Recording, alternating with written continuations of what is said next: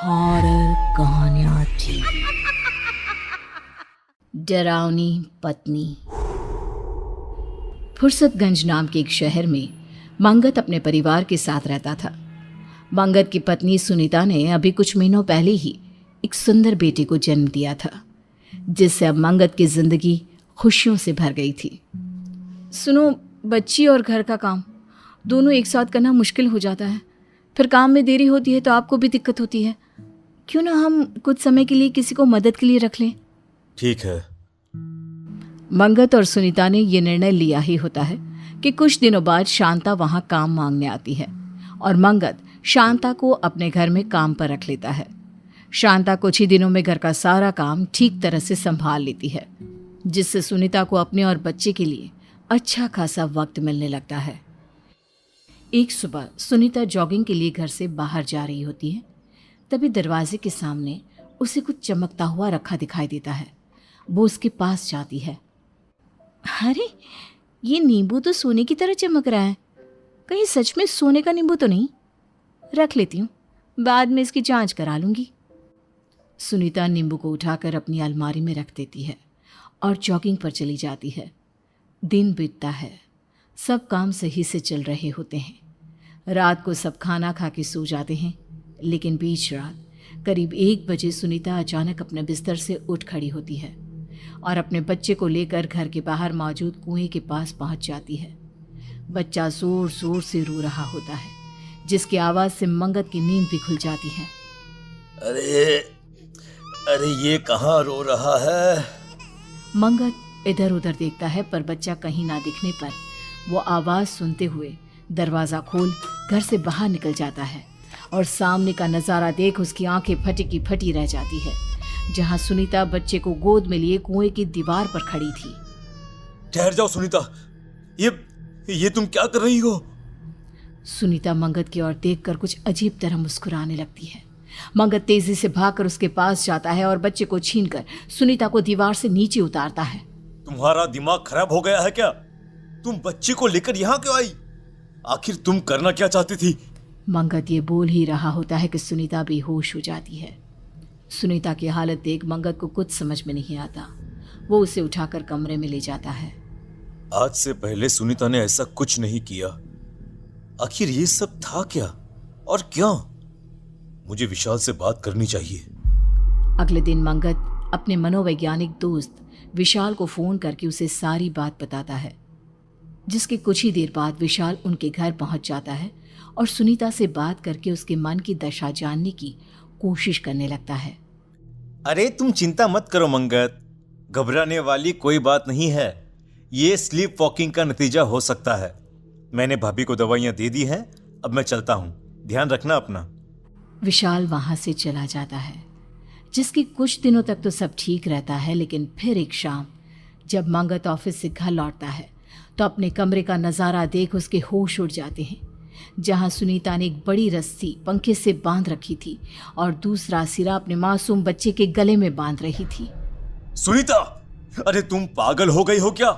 आखिर तुम्हें क्या हो गया है? तुम हमारे बच्चे की जान लेना चाहती हो क्या? हटो यहाँ से।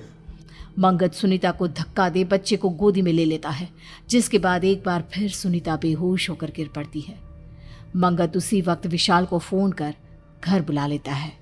विशाल, मेरी तो कुछ समझ में नहीं आ रहा। आखिर ये सब मेरी जिंदगी में क्यों हो रहा है? न जाने अचानक सुनीता को क्या हो गया है। वो बार बार अपने ही बच्चे की जान लेने की कोशिश क्यों कर रही है? अचानक भाभी को पड़ रहे इन सब दौरों का रीजन तो मुझे भी कुछ समझ में नहीं आ रहा। लेकिन तुम फिक्र मत करो, मैं कुछ सोचता हूँ। बस तुम बच्चे का ध्यान रखना। विशाल सुनीता को एक इंजेक्शन लगाकर वहां से चला जाता है। शांता, मैडम की तबीयत कुछ ठीक नहीं। आज बच्चे को तुम अपने पास सुला लो। मैं सुनीता का ध्यान रखता हूँ, ठीक है? बिल्कुल साहब, कोई दिक्कत नहीं है। शांता बच्ची को लेकर अपने कमरे में चली जाती है और सब सो जाते हैं, लेकिन करीब आधी रात होते ही अचानक मंगत को बच्चे के जोर जोर से रोने की आवाज़ सुनाई देती है। वो तुरंत उठकर देखता है तो सुनीता अपनी जगह पर नहीं होती। नहीं। मंगत भागता हुआ शांता के कमरे के पास पहुंचता है, लेकिन शांता और बच्चा उसे कहीं दिखाई नहीं देते। आखिर ये दोनों कहाँ गए? मंगत आवाज सुनते हुए घर में इधर उधर घूम रहा होता है। आवाज तो बेसमेंट से आ रही है। आखिर शांता बच्चे को लेकर बेसमेंट में क्या करने गई है?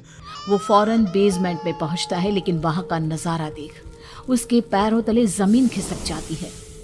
शांता ने बच्चे को खून से बने एक गोले के अंदर लिटा रखा था और बगल में आग जलाकर वो जोर जोर से मंत्र पढ़ रही थी।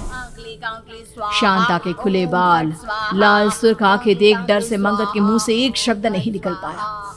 वो हिम्मत कर चुपचाप धीरे धीरे बढ़कर बच्चे को उठाने की कोशिश करने लगा, लेकिन तुरंत शांता ने एक लोहे की रॉड से उसके सर पर वार कर दिया। मर गया। अरे अब मुझे कोई नहीं रोक सकता।